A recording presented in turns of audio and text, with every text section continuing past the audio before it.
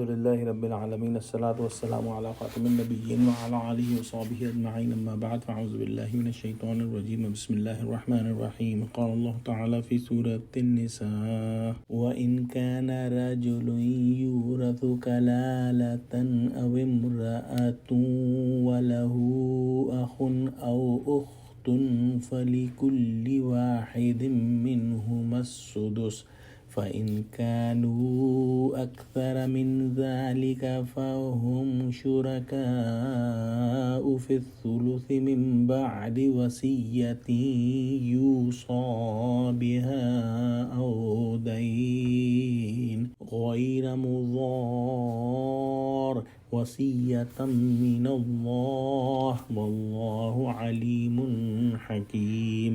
ترجمہ: اور اگر ایسے مرد یا عورت کی میراث ہو جس کے نہ باپ ہو نہ بیٹا مگر اس کے بھائی بہن ہو تو ان میں سے ہر ایک کا چھٹا حصہ، اور اگر ایک سے زیادہ ہوں تو سب ایک تہائی میں شریک ہوں گے۔ یہ حصے بھی ادائے وصیت و قرض بشرطیے کہ ان سے میت نے کسی کا نقصان نہ کیا ہو تقسیم کیے جائیں گے۔ یہ خدا کا فرمان ہے اور خدا نہایت حلم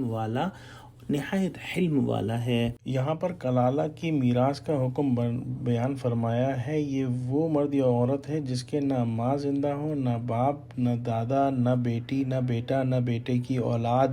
اگر کلالہ مر جائے اور اس کے سگے بہن بھائی ہوں یا باپ شریک بہن بھائی ہوں تو ان کا سورہ نساء کے آخر کے اندر جو ہے وہ بیان فرمایا ہے۔ اور اگر ایسے مرد کا یا عورت کا کوئی بہن یا بھائی ماں شریک ہو جسے فقہ کی اصطلاح میں اخیافی بہن بھائی کہتے ہیں تو ان کا حصہ یہاں بیان ہوا ہے، اور اس کا حاصل یہ ہے کہ اگر کوئی مرد یا عورت کلالہ ہو اور اس کے ایک بھائی ماں شریک یا ایک بہن ماں شریک ہو تو ان میں سے ہر ایک کو مرنے والے کے مال میں سے چھٹا حصہ ملے گا۔ یہ اس صورت میں ہے جبکہ صرف ایک بھائی یا ایک بہن ہو۔ اگر یہ لوگ ایک سے زیادہ ہوں تو وہ سب مرنے والے کے تہائی مال میں برابر کے شریک ہوں گے۔ ان میں مذکر اور مؤنث کا حصہ برابر ہوگا اور باقی جو 2/3 مال بچا وہ دوسرے وارثوں کو دے دیا جائے گا۔ اور ان دونوں صورتوں میں جو حصہ ملے گا وہ قرض کی ادائیگی اور انفاذ وصیت کے بعد دیا جائے گا۔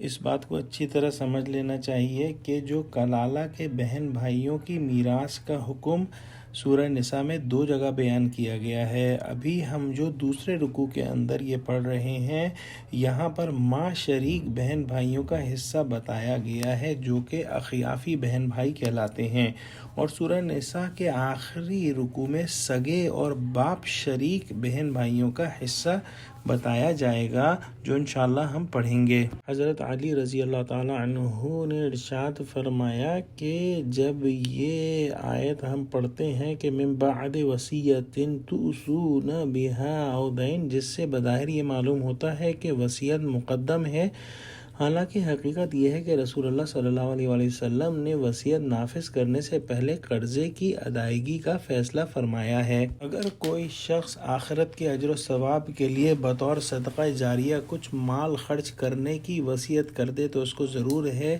کہ صرف تہائی مال میں وصیت کرے، اور بہتر یہ ہے کہ تہائی سے بھی کم مال میں وصیت کرے۔ جب مرنے والے نے وصیت کر دی تو اب وارثوں پر فرض ہے کہ جو وصیت شریعت کے مطابق ہو اس کو نافذ کریں اور وصیت کا مال خود نہ کھا جائیں۔ اگر ایسا کریں گے تو گناہ گار ہوں گے۔ قرآن مجید میں وصیت کو قرض سے پہلے ذکر کیا اور بار بار ایسا ہی فرمایا ہے۔ بعض علماء نے اس کی یہ حکمت بیان کی ہے کہ جن لوگوں کا قرض ہے وہ تو لڑ جھگڑ کر قوت و طاقت سے وصول بھی کر لیں گے، لیکن وصیت کا نافذ کرنا محض وارثوں کے رحم و کرم پر ہے، لہٰذا اس کی بار بار تاکید فرمائی۔ اس آیت کے اندر بیان ہوا کہ میت نے کسی کا نقصان نہ کیا ہو، گویا اس نے ایسی وصیت نہ کی ہو جو کہ خلاف شریعت ہو، مطلب کہ اس نے وصیت جو ہے وہ 1/3 مال سے زیادہ پر کر دی ہو، یا پھر وصیت کے اندر جو وارث ہیں ان کو ہی مزید مال دینے کی وصیت کی ہو۔ یہ دونوں صورتیں خلاف شریعت ہیں اور ان سے اجتناب کرنا ضروری ہے۔ دعا کرتے ہیں کہ اللہ سبحانہ و تعالی ہم کو قرآن کا فہم عطا فرما، آمین۔ ایک بات پھر سمجھ لینی چاہیے کہ اس مختصر تفسیر سے فتویٰ نویسی جو ہے مقصود نہیں، اور ان اہم احکام کے لیے ہم کو مفتی حضرات سے جو ہے وہ رابطہ کرنا چاہیے اگر کوئی دماغ میں سوال اٹھے۔ وآخر دعوانا الحمدللہ رب العالمین، السلام علیکم ورحمۃ اللہ وبرکاتہ۔